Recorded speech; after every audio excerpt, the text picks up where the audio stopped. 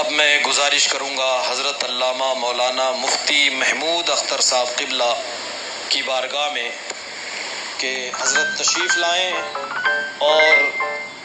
اپنے نورانی بیان سے ہم سب کے قلوب و اذہان کو جلا بخشیں۔ السلام علیکم ورحمۃ اللہ وبرکاتہ۔ نحمدہ ونصلی ونسلم علی حبیبہ الکریم، اما بعد، فاعوذ باللہ من الشیطان الرجیم، بسم اللہ الرحمن الرحیم۔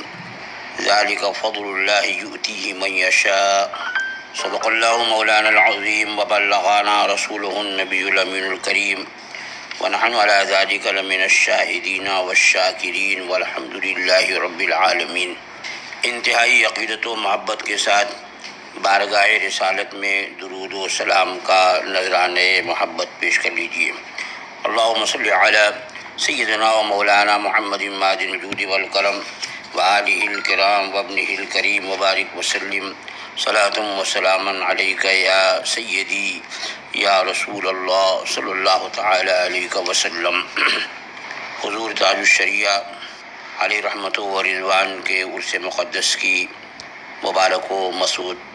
تقریب میں ہم اور آپ روحانی طور پر حضرت کے فیوز و برکات حاصل کر رہے ہیں، اور تصوراتی دنیا میں حضور تاج الشریعہ علیہ رحمت و رضوان کے مزار پاک پہ ہم سبھی عقیدت مند حاضر ہیں۔ آج کے اس مبارک و مسعود اجلاس میں مجھے کچھ عرض کرنے کا موقع دیا گیا، یہ ہمارے کرم فرما حضرات کی کرم فرمائی ہے، میں ان کا مشکور ہوں۔ حضور تاج الشریعہ کی ذات گرامی محتاج تعارف نہیں،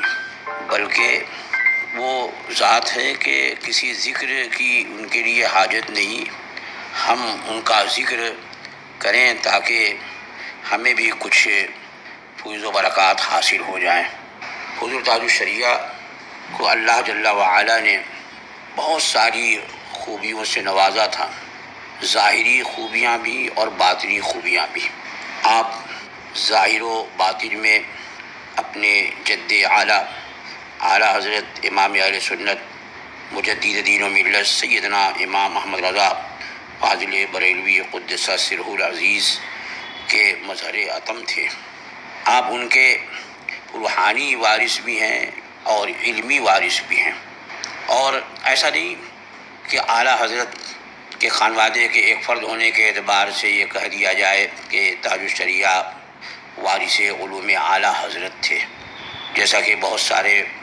لوگوں کے بارے میں پیدرم سلطان بود کا نعرہ لگایا جاتا ہے۔ یہاں یہ بات نہیں ہے، بلکہ واقعی وہ اعلیٰ حضرت فاضل بریلوی قدس سرہ العزیز اور سیدی آقائی مرشدی سرکار مفتی اعظم عالم رضی اللہ تعالی عنہما کے علوم کے سچے وارث تھے، اور اعلیٰ حضرت کے دونوں شہزادے، بڑے شہزادے حجت الاسلام اور چھوٹے شہزادے سرکار مفتی اعظم رضی اللہ تعالی عنہما، ان دونوں کے ذریعے اعلیٰ حضرت کا فیضان حضور تاج الشریعہ کو عطا ہوا، اور حضور تاج الشریعہ کے ذریعے اعلیٰ حضرت اور سرکار مفتی اعظم عالم اور حجت الاسلام کا فیضان سارے عالم میں تقسیم ہوا۔ یہی وجہ ہے کہ آج دنیا کے بہت کم ایسے ممالک ہوں گے جہاں حضور تاج الشریعہ علیہ رحمت و رضوان کے مریدین و متوسلین نہ ہوں۔ یہ شمار کرنا کہ فلاں ملک میں اور فلاں ملک میں فلاں ملک میں، یہ تو بہت طویل فہرست ہے، اور آسان طریقہ یہ ہے کہ یوں کہہ دیا جائے کہ دنیا کے بہت کم ممالک اور بہت کم شہر ایسے ہوں گے کہ جہاں حضور تاج الشریعہ علیہ رحمت و رضوان کے مریدین اور متوسلین نہ ہوں۔ یہ وہ فیضان ہے جو اعلیٰ حضرت فاضل بریلوی قدس سرہ العزیز کا آپ کے ذریعے تقسیم ہوا سارے عالم میں، اور علمی فیضان ایسا کہ بڑے بڑے علماء اپنے دور کے مفتیان کرام کی جب کوئی مجلس شرعی ہوتی، کسی مسئلے پہ گفتگو ہوتی، کسی مسئلے پہ بحث ہوتی، تو میں نے یہ دیکھا، اور ایک دو بار نہیں، بارہا اس طرح کی مجلسوں میں اور اس طرح کے اجلاس میں شرکت کا اس فقیر قادری کو موقع نصیب ہوا، کیونکہ حضرت کی بڑی نوازشات تھی اس فقیر قادری پر اور بڑا قرب عطا فرماتے۔ تو میں نے یہ دیکھا کہ بہت سارے مفتیان کرام، بہت سارے علماء ملت اسلامیہ کسی مسئلے پر بحث و مباحثہ کرتے، اور گفتگو طویل سے طویل ہوتی جاتی، بات کہیں سے کہیں پہنچ جاتی، لیکن جب حضرت تشریف فرما ہوتے اور ان کے روبرو حضور محدث کبیر جانشین حضور صدر الشریعہ دامت برکاتہم القدسیہ بحث کا خلاصہ پیش فرماتے، اور آپ بغور ان بحثوں کے خلاصے کو سماعت فرماتے، اور اس کے بعد پھر آپ مختصراً مدلل انداز میں ایسی گفتگو فرماتے کہ وہاں موجود جتنے مفتیان کرام اور علماء کرام ہوتے سب کو وہ گفتگو تسلیم ہو، کیونکہ صرف یہ نہیں کہ آپ نے چند جملے کہہ دیے کہ یہ میرا کہنا ہے، بلکہ جو گفتگو ہوتی بڑی مدلل ہوتی، دلائل کی روشنی میں آپ اس مسئلے کو اس طریقے سے مبرہن اور مدلل فرماتے کہ ہر ایک کو تسلیم کر لینا، اور واقعی اس وقت یہ تسلیم کرنا پڑتا کہ حضور تاج الشریعہ علیہ رحمۃ و رضوان کے سامنے کوئی کتاب نہیں اور مطالعے کا موقع نہیں، اور آخر زمانے میں عذر کی وجہ سے مطالعہ بھی نہیں فرما سکتے تھے، لیکن کلیات کے ساتھ ساتھ جزیات بھی آپ کو اس قدر ازبر تھے کہ اس کی روشنی میں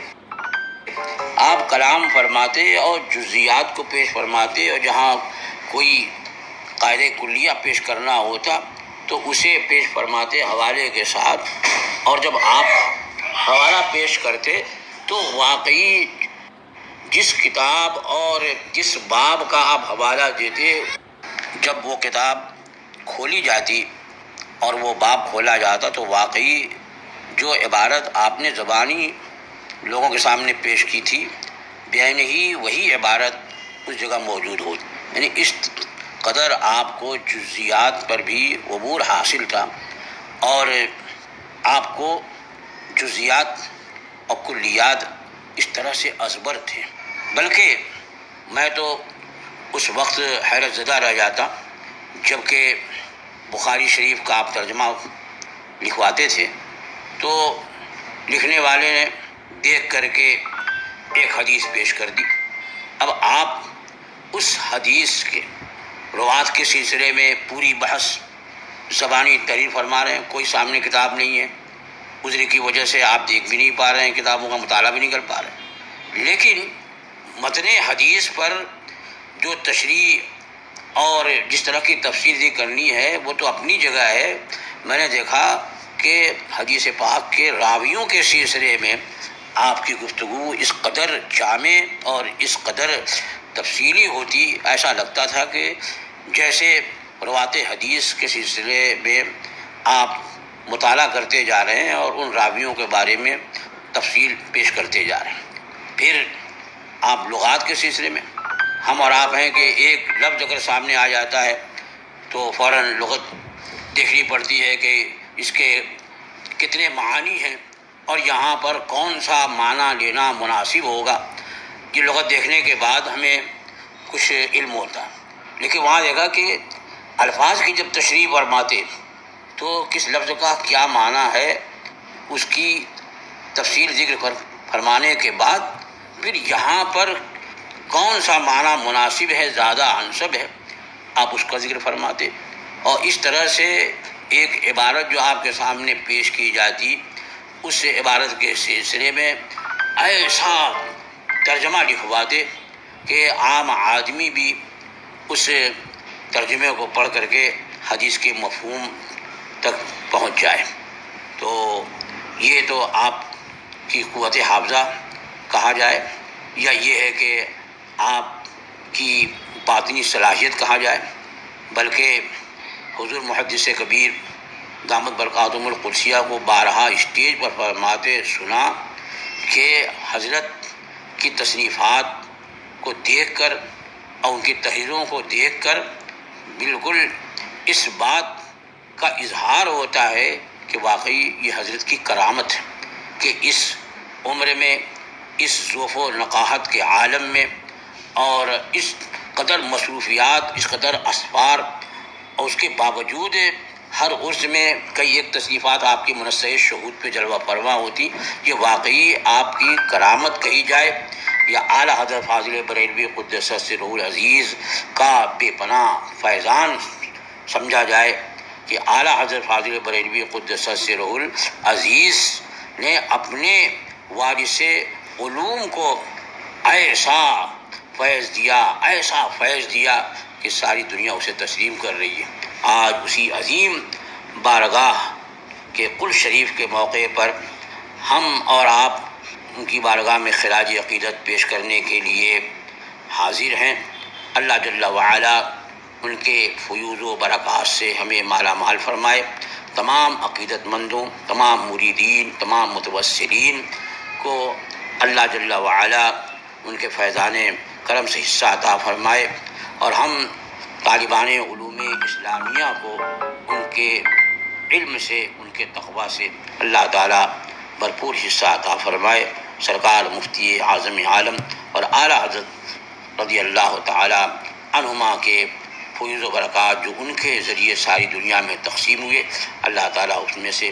کچھ حصہ ہم گنہگاروں، ہم فقیروں کو بھی عطا فرمائے۔ وآخر دعوانا ان الحمد للہ رب العالمین۔ حضرات، قل شریف کا وقت قریب ہے۔ کچھ ہی لمحوں کے بعد شجرہ عالیہ قادریہ رضویہ پڑھا جائے گا، اور شہزادہ تاج الشریعہ قاضی القضات فی الہند حضرت علامہ شاہ مفتی محمد اسجد رضا خان صاحب قبلہ مدظلہ العالی والنورانی کی دعا ہوگی۔ حضور تاج الشریعہ کے عرس کی اس پربہار تقریب میں ہم سب کی شرکت یقیناً باعث سعادت ہے۔ بزرگوں کے عرس کی محفل میں رب ذوالجلال کا خصوصی فیضان برستا ہے، اس کی نعمتوں کا نزول ہوتا ہے۔ انہی فیضان کرم کی بوندوں کو لینے کے لیے ہم اور آپ بزرگوں کی بارگاہ میں حاضری دیا کرتے ہیں۔ آج حضور تاج الشریعہ علیہ رحمت و رضوان کے قل شریف کی محفل ہے۔ ان کا فیضان جس طرح اب تک ہمیں مل رہا تھا انشاءاللہ صبح قیامت تک ملتا رہے گا۔ تو آپ اطمینان و سکون رکھیں اور عرس کی بقیہ تقریبات کو نہایت ہی توجہ کے ساتھ سماعت فرمائیں۔ ابھی دعا کے بعد علماء اکرام کی تقریریں بھی ہوں گی اور نعت و منقبت کا سلسلہ بھی چلتا رہے گا۔